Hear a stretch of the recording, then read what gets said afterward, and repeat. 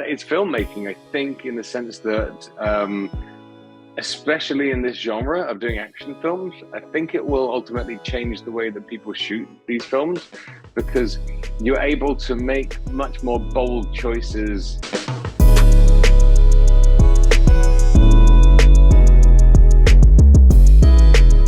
Hi, Jake. Hi, how are you? Very nice to meet you. Nice to meet you too. Thank you so much for your time. A pleasure to talk to you, especially because you're very busy with all these visual effects, right? So, yeah, I know. So I want to ask you, you also in this movie in Thor: Love and Thunder, you also act as a unit director. How did you balance that? Like, I know the directing comes first and then and then the visual effects come after, but how did you balance that? It's yeah, thanks for asking. It's a thing. The thing is, it's depending on the film, the two roles. Like, if you're doing a film which is full of car chases, you want to get yourself a car chase second unit director. But if you've got a film like Thor: Love and Thunder, where it's everything is a visual effect, having a visual effects supervisor as a second unit director actually is quite a good idea. But was it busy? Yes, it was very busy, and you have to do the two roles simultaneously. So there'd be times where I'd be running a unit, and there'd be it takes a minute to do a lighting changeover, and I would literally go, all right, guys, you know what we're doing? Okay, great. And then I would grab my laptop and then I'd run across the main unit, and then I'd show Taika something that, a new rendering of something that had come in overnight, and go like, this is the Moon of Shame. This is what we think it's going to be. Okay, gotta go. And then you run back again, and basically it's golf carts. You just take golf carts back and forth all the time. So it's good. I probably lost some weight. It's pretty good. Yeah, yes, I can only imagine. And you being work with Taika in these visual effects, how much the technology improved from the first Thor that you work with this one right now? I'd say it's fundamentally different. We've demoed. We brought in this new technology that's just nobody's used before. It's not been possible before. We were the first film to do it, which is the Moon of Shame sequence, the black and white piece. That is the tech behind it. You don't really see it on screen, but it gives us the ability to literally shoot six different huge banks of lights on an actor on a single performance. And then later on in post-production, separate every one of those lights, and then be able to work with them in post-production to be able to, in this case, have the light on the moon completely, like basically whatever Taika wanted to do for the edit.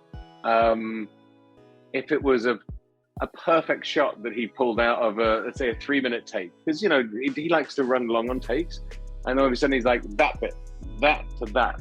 I could take that one little tiny piece and make the lighting perfect on the actor just in that moment. And then, because it's the real actor with real light on them, if you have an interactive light, let's say there's an explosion or some lightning or something like that, instead of having to make a CG version of the actor, which is what we've always had to do, because frankly, if you try and do it on set at the right time, it's never the right time. It's just the truth. It's never.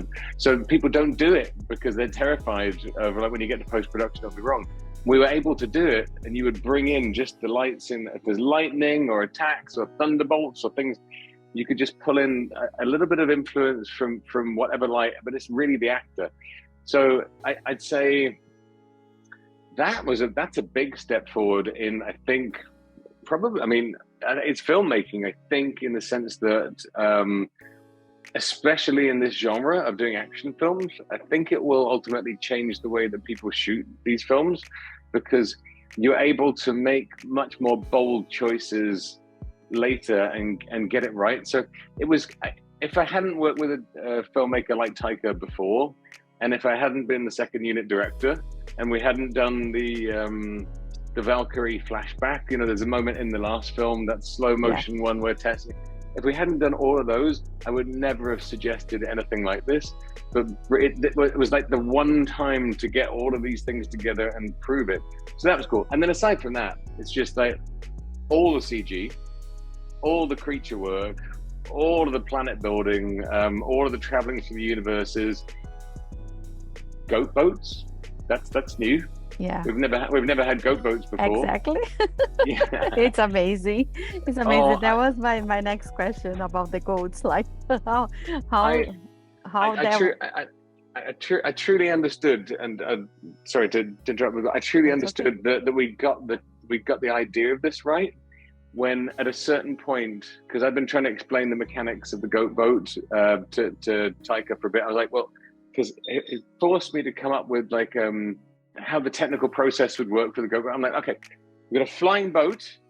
You're going to tether 2 goats to the front of it. We're going to use Stormbreaker, which we got from Avengers. It's going to fire a Bifrost trail into the ground. It's going to make a solid rainbow bridge, like from the first movie. And the goats are going to run on it, and then they're going to like basically kick up a load of crystal spray, and then the boat's going to run through the bridge, and it's going to destroy it completely. So you're not leaving rainbow bridges everywhere. So I kind of ran at that for quite a while, and probably about 4 months before the end of the picture, I read something that a visual effects vendor had given us came on the screen, and some of that was wrong, and Taika's like, no, look, the way it works, and then explain to me stage by stage like how the popcorn physics were going to work, and I'm like, okay, we've got this. It's the director's explaining that lunacy back. It's amazing.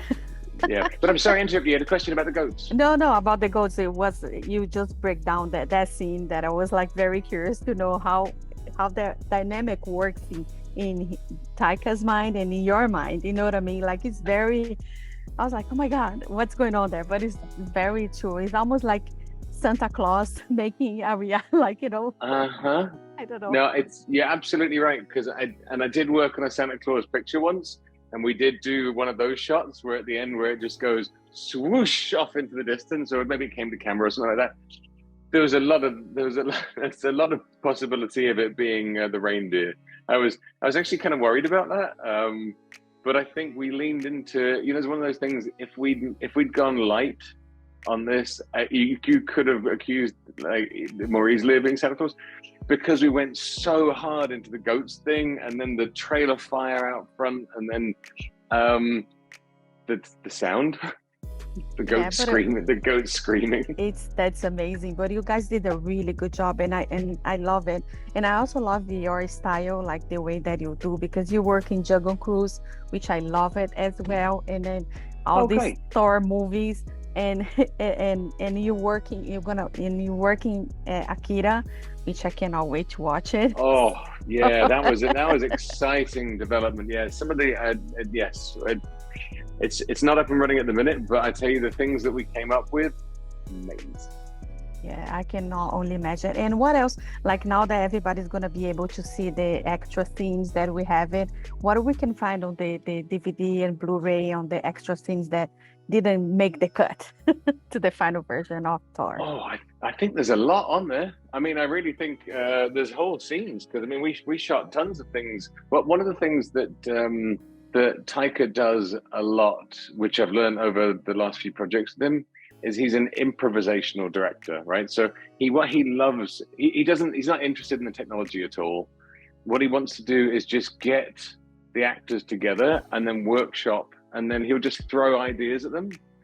And what I've learned, I mean, I've worked with directors who are very structured in the sense that they'll be like, well, we're shooting these two and a half pages of the script today. I want you to do the exact lines, and I want you to be here, and the blocking, it'd be great if you could be there. And then Taika doesn't do that. He just literally, he's got an idea, he's got words on the page, and then you get there on the day, and then he works with the actors, and he just shoots different bits and pieces. And so there's whole scenes that we shot that are just not in the picture. So there's tons of stuff on the Blu-ray. I think people would love to have a little look and see of all the things that could have been, because it could have been a lot of different films, but ultimately, I mean, I'm responsible for the visual effects. We made the film look as varied and interesting and immersive as possible.